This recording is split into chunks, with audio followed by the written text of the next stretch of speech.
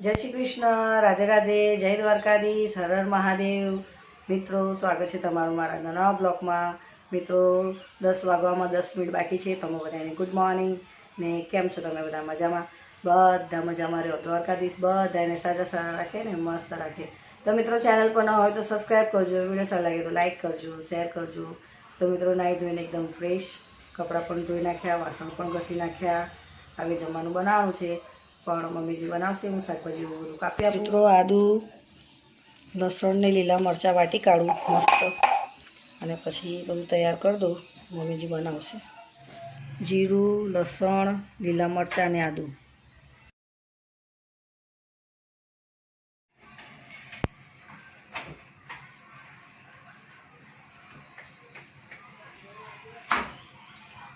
મિત્રો, બપોરના જમવામાં છાશ, ઘઉંના રોટલા અને મસ્ત મજાનું રસાવાળું શાક છે, ડુંગળી બટાકાનું.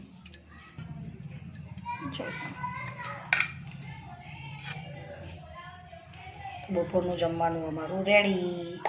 ડુંગળી બટાકાનું શાક, ઘઉંના રોટલા અને